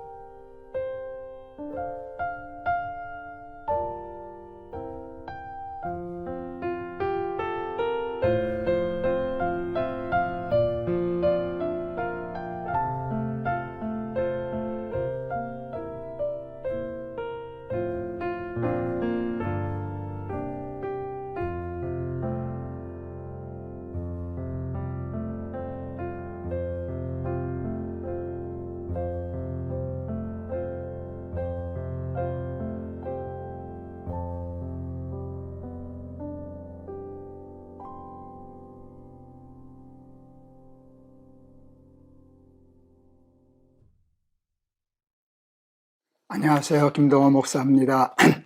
오늘도 날마다 기막힌 새벽 할 수 있게 도와주셔서 감사합니다. 하나님께서 반드시 오늘도 또 우리에게 귀한 은혜와 깨달음을 주실 줄을 믿습니다. 오늘 봉독할 말씀은 출애굽기 8장 8절에서 15절 말씀입니다. 제가 봉독하겠습니다. 바로가 모세와 아론을 불러 이르되 여호와께 구하여 나와 내 백성에게서 개구리를 떠나게 하라. 내가 이 백성을 보내리니 그들이 여호와께 제사를 드릴 것이니라. 모세가 바로에게 이르되 내가 왕과 왕의 신하와 왕의 백성을 위하여 이 개구리를 왕과 왕궁에서 끊어 나일강에만 있도록 언제 간구하는 것이 좋을는지 내게 분부하소서. 그가 이르되 내일이니라. 모세가 이르되 왕의 말씀대로 하여 왕에게 우리 하나님 여호와 같은 이가 없는 줄을 알게 하리니 개구리가 왕과 왕궁과 왕의 신하와 왕의 백성을 떠나서 나일 강에만 있으리이다 하고 모세와 아론이 바로를 떠나 나아가서 바로에게 내리신 개구리에 대하여 모세가 여호와께 간구하며 여호와께서 모세의 말대로 하시니 개구리가 집과 마당과 밭에서부터 나와서 죽은지라. 사람들이 모아 무더기를 쌓으니 땅에서 악취가 나더라. 그러나 바로가 숨을 쉴 수 있게 됨을 보았을 때 그의 마음을 완강하게 하여 그들의 말을 듣지 아니하였으니 여호와께서 말씀하신 것과 같더라. 모세가 이제 바로에게 가서 이스라엘 백성들을 이제 내보내라고 얘기했을 때 당연히 바로가 듣지 않았습니다. 그래서 일어났던 일들이 10가지 재앙을 내린 일이었습니다.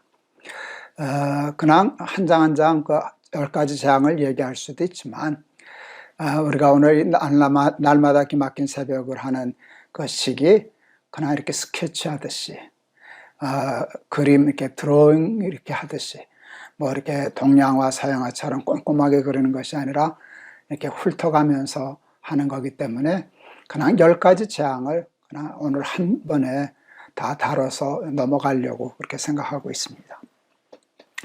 성경에 보면 하나님께 복을 받고 또 하나님의 영광을 위해서 잘 성공적으로 사는 사람들의 공통점과 특징이 있는 것을 발견하게 되었습니다.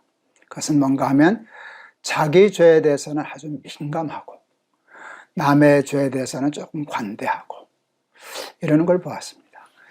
보통의 경우, 뭐 나쁜 사람 말고요. 우리 같은 보통의 경우는 그게 바뀝니다. 자기 자신의 죄에 대해서는 조금 관대하고 남의 죄에 대해서는 철저하고. 그러니까 다른 사람들이 뭐 어떤 죄를 지면 사람이 어떻게 그럴 수가 있어. 그러고 이렇게 곤두세우는데요. 똑같은 일을 자기가 해놓고는 사람이 그럴 수도 있지 뭐. 이렇게 관대한 게 그게 나쁜 사람들이 아니라 보통 우리들의 보편적인 모습입니다. 그런데 하나님의 사람들은 이게 바뀌어 있어요. 자기 죄에 대해서는 아주 민감합니다. 그리고 아파합니다. 남의 죄에 대해서는 좀 너그럽고 용서하고 관대하고 그런 모습을 보게 되는데 이거 바꾼다는 일이 참 쉽지는 않습니다. 사도 바울을 보세요. 바울처럼 하나님 앞에 충성하고 하나님 앞에 헌신한 사람이 어디 있습니까? 그런데 그러면 그럴수록 바울은 자기를 죄인으로 오호라 나는 곤고한 사람이로다. 누가 나를 이 사망의 몸에서 건져내랴. 내가 마음으로는 하나님의 법을 육신으로는 죄의 법을 섬기노라. 그리고 아주 통탄을 하더니 나중에 이렇게까지 고백합니다. 나는 죄인 중에 괴순이라. 이게 이제 사도 바울입니다. 왜 그럴까 이렇게 생각했어요. 하나님의 사람들은요, 하나님의 법을 마음에 지니고 살거든요. 내가 마음으로는 하나님의 법을, 육신으로는 죄의 법을. 마음으로 하나님의 법을 섬기니까 이렇게 예민해지는 것입니다. 하나님의 말씀은, 율법은 마치 엑스레이 같아요. 하나님의 말씀에 많이 비추면 비출수록 내가 부족하구나. 내가 죄인이구나. 내가 하나님의 말씀대로 살기에 참 부적합한 사람이구나 하는 것을 깨닫게 돼요. 그런데 하나님의 법을 멀리하는 사람은 반대로 내가 뭐 어때서? 내가 이만하면 잘 사는 거 아니야? 이렇게 둔감해지는 것입니다. 그러니까 하나님의 말씀대로 살려고 하는 사람들은 늘 자기 죄에 대해서 민감하죠. 제가 윤동주 시인을 참 좋아하는데요. 윤동주 시인의 대표적인 시가 서시 아닙니까? 그 서시에서 윤동주가 이렇게 얘기합니다. 하늘을 우러러 한 점 부끄러움이 없기를. 이게 윤동주의 소원이었어요. 하나님께 대해서 부끄러움이 없는 삶 살고 싶다. 그랬더니 그 다음 말이 이렇게 돼요. 잎새에 이는 바람에도 나는 괴로웠다. 저는 이 말이 참 좋아요. 한 점 부끄러움이 없기를 바라는 하나님을 마음에 품고 사니까 그게 안 된다는 걸 아는 거예요. 자꾸 흔들리거든요. 흔들릴 때마다 괴로웠는데 그것은 표현이 참 너무 좋아요. 잎새에 부는 바람도 아니고요. 잎새에 떠는 바람도 아니고요. 잎새에 이는 바람에도 나무 잎에 바람이 불면 윤동주 떨린다, 흔들렸어. 누구나 다 알아요. 떠는 바람은 자기만 알아요. 밖에서는 잘 몰라요. 그런데 윤동주가 괴로워했던 바람은 이는 바람이었어요. 이는 바람. 이는 바람은 자기도 잘 못 느끼는 거예요. 근데 그 바람이 일기만 해도 나는 참 괴로웠다. 제가 더 좋아하는 시인 하나가 있는데요. 이혜인 수녀. 민들레 영토 이런 아주 유명한 시집이 있는데 그 민들레 영토라고 하는 시집 중에 큰 소리로 말씀치 않으셔도 라고 하는 몇 편의 연작시가 있는데요. 그 중에 제가 마음에 늘 기억하고 품고 있는 시 구절이 있어요. 죄는 많으면서도를 그렇게 시적으로 죄는 많으며도 뉘우침조차 사무쳐 오지 않는 불모의 사막. 자기의 마음이 점점 무뎌져 가는 것, 죄에 대해서 무뎌져 가는 것을 안타까워하는 마음이었어요. 죄는 많은데 이제는 뉘우침조차 사무치지 않아. 내 삶이, 내 마음이, 내 영이 불모의 사막 같아. 그러고는 안타까이 이렇게 얘기해요. 종을 치세요. 종을 치세요. 자기 좀 깨우쳐달라고. 그게 그렇게 잊혀지지가 않습니다. 하나님의 사람들은 죄에 대해서 민감한 사람입니다. 그래서 하나님이 말씀하시면 찔림을 받고 뉘우치고 회개하고, 그래서 회개의 영이 살아있기 때문에 그는 죄에 깊이 빠지지 않고 죄를 지었다가도 돌이키고 또 하나님의 말씀에 순종하고 이러는 삶을 살아가게 되는 것입니다. 죄와 불순종이 아픈 사람이 있고요. 죄와 불순종이 하나도 안 아픈 사람이 있습니다. 여러분, 우리 디모데 전서인가요? 거기에 보면 이런 말씀이 있지 않습니까? 화인 맞은 양심, 마음의 양심에 화인 맞았다 라고 얘기하는데, 여러분, 하나님의 말씀을 듣고도 불순종하기 시작하면은요, 처음에 아무렇지도 않아요. 그런데 점점 가면 갈수록 우리의 마음이 화인 맞은 양심처럼 되고 맙니다. 그래서 이제 웬만하면 떨리지도 않고요. 웬만하면 무섭지도 않고요. 그런데 연단되다 보면 자꾸 죄져도 괜찮은 것 같으니까 괜찮네 괜히 이렇게 사는 것도 괜찮네 하다 보면 나중엔 하나님의 말씀에 돌이킬 수 없는 그런 삶을 살 수밖에 없는 것입니다. 여러분, 바로의 10가지 재앙을 읽는데 이게 남의 얘기가 아닙니다. 하나님이 이적을 베풀고 그래서 그것 때문에 재앙이 오면 잘못했다고 이제 데리고 나가라고 그랬다가 그 재앙이 끝이면 또 돌이키고 또 돌이키고 또 돌이키고 이게 10번이었습니다. 10번. 결국 마지막에 장자를 치니까 자기 아들이 죽으니까 할 수 없이 내보냈습니다. 근데 내보내고도 또 돌이켜서 그 추격하다가 결국 홍해에서 애국 군대들이 다 수장되지 않았습니까?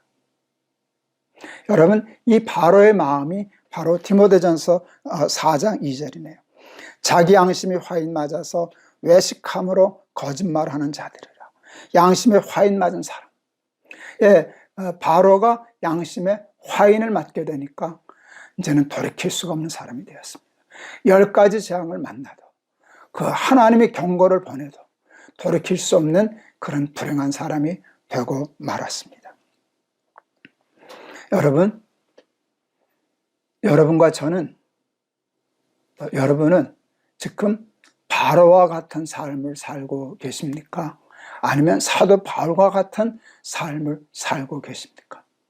우리는 대부분 착각해요. 자기가 바울인 것처럼. 그렇지 않습니다. 그러기가 쉽지 않습니다. 우리도 얼마나 양심에 무뎌졌는지 모릅니다. 자꾸 죄 짓고 살다 보니까 그래도 하나님이 봐주시고 하니까 하나님을 업신여깁니다. 괜찮네.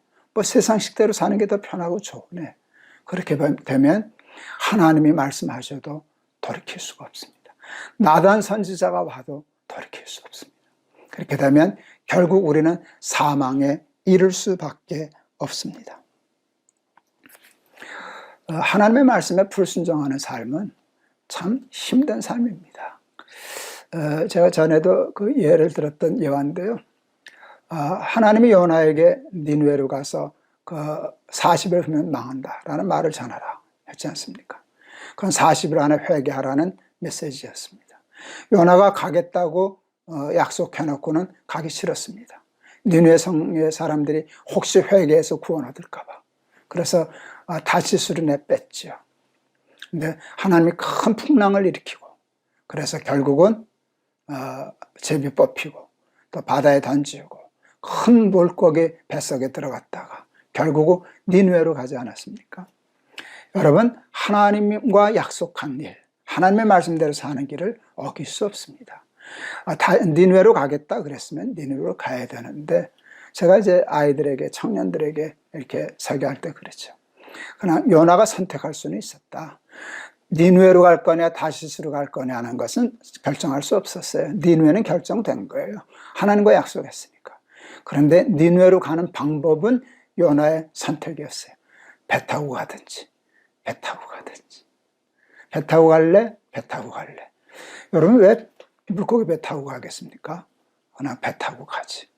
그런데 배 안 타고 도망가니까 물고기 배 타고 말았습니다. 요즘 아이들은 그것을 이렇게 얘기해요. 그냥 갈래? 맞고 갈래? 우리는 꼭 맞아야 갑니다. 맞고라도 가면 바로보다는 나은 겁니다. 그런데 나중에 이것도 습관이 되면 맞아도 못 갑니다. 결국은 사망에 이르게 됩니다. 여러분, 하나님의 말씀을 들으면 무겁고 힘들고 도망가고 싶어도 순종하는 연습을 하실 수 있기를 바랍니다. 그렇다고 해서 우리가 다 순종할 수 있는 건 아닙니다. 우리는 그렇게 율법으로 완전한 자가 아닙니다. 그러나 그렇게 자꾸 노력하고 그래야 넘어질 때 그게 아픕니다. 잎새에 이는 바람에도 괴로울 수 있습니다. 그게 괴롭기 때문에 힘들어도 하나님의 말씀에 순종하는 삶으로 나아가게 되고, 그리고 구원 얻고 승리하는 삶을 살 수 있게 되는 것입니다. 여러분, 바로의 재앙을 남의 일로 여기지 마세요. 우리도 바로처럼 될 수 있습니다. 이미 서서히 우리의 양심이, 믿음의 양심이 굳어져 가고 있는지 모릅니다. 세상에 길들여져 가고 있는지 모릅니다.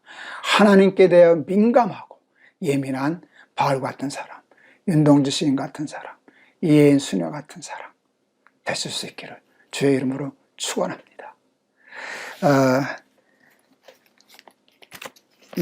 한 이야기를 빠뜨렸네요. 저는 뭐 소 안 길러봤지만 시골에서 살질 않아서 송아지가 태어나서 어느 정도 되면 코에다 이렇게 두레를 뚫지 않습니까? 제일 아픈 부분이니까. 그렇게 하면 그게 아프니까 끌면 끌려옵니다. 근데 소가 안 끌려갔다고 버티면 코 찢어지는 수밖에 없습니다. 코가 뚫린 상황에서는 가는 수밖에 없습니다. 방법은 하나입니다. 끌려가든지 쫓아가든지. 끌려가면 아픕니다. 쫓아가면 코 뚫려서도 안 아픕니다. 사도 바울은 주 예수께 받은 사명, 은혜의 복음을 삶의 푯대로 삼았습니다. 그리고 푯대를 향하여 쫓아가느라, 위에서 부르신 부름의 상을 위하여 쫓아가느라. 바울은 하나님께 코가 뚫렸죠. 그런데 끌려가지 않았어요. 그냥 쫓아갔어요.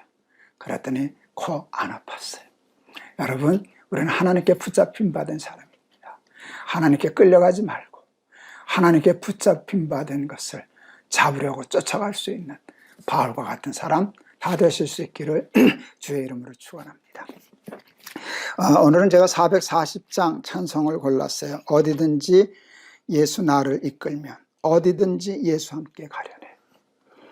어디든지 예수 나를 이끌면, 어디든지 예수 함께 가려네. 예수 함께 아니 가면 낙없고, 예수님과 동행하면 겁없네. 어디를 가든지 겁낼 것 없네. 어디든지 예수 함께 가려네. 세상 친구 모두 나를 떠나도 주와 함께 동행하면, 제가 틀렸네요. 주와 함께 동행하면, 이게 틀렸어요. 2절 다시 해야 되겠습니다. 세상 친구 모두 나를 떠나도 주와 동행하면 외로움 없겠네. 가는 길이 위태하고 험해도 어디든지 예수 함께 가려네. 어디를 가든지 겁낼 것 없네. 어디든지 예수 함께 가려네. 어두운 그늘 나를 애워쌀 때에 주가 함께 계심 믿고 자려네. 죽은 후에 천국에서 깨어나 예수 함께 길이 살리라. 어디를 가든지 겁낼 것 없네. 어디든지 예수 함께 가려네. 아멘. 기도하겠습니다. 하나님, 바로는 화인 맞은 양심이었습니다. 10가지 재앙을 받고도 순종하려고 했다가 숨만 쉴 수 있으면 또 돌이키고 마음이 완악해져서 결국은 멸망의 길로 닿게 되고 말았습니다. 하나님의 사람들은 죄에 민감한 사람들입니다. 하나님의 사람들이 다 의인은 아니었습니다. 그도 죄를 지었지만 죄를 지면 아파할 줄 알았고, 그게 아팠기 때문에 죄의 길에서 점점 멀어지고 하나님께 가까이 했던 삶을 살았던 사람들입니다. 살다 보면 세상에 둔해져서 무뎌져서 완악한 화인 맞은 양심 될까 두렵습니다. 하나님의 말씀에 민감한 사람 되게 하여 주시옵소서. 예민한 사람 되게 하여 주시옵소서. 입새에 이는 바람에도 괴로워할 줄 아는 사람 되게 하여 주시옵소서. 예수 그리스도 이름을 받들어 기도하옵나이다. 아멘. 오늘은 찬송 아주 엉터리로 실수해서 불렀네요. 그래도 여러분 같이 은혜 받으실 수 있기를 바랍니다. 오늘도 주신 말씀 마음에 깊이 생각하고 단번에 다 이루어지지 않을지라도 한 걸음 한 걸음씩 더 주께 가까이 나아가서 하나님과 죄에 대해서 민감한 사람, 바울 같은 사람 되실 수 있기를 축원합니다. 여러분 감사합니다. 내일 또 뵙겠습니다. 여러분 사랑합니다.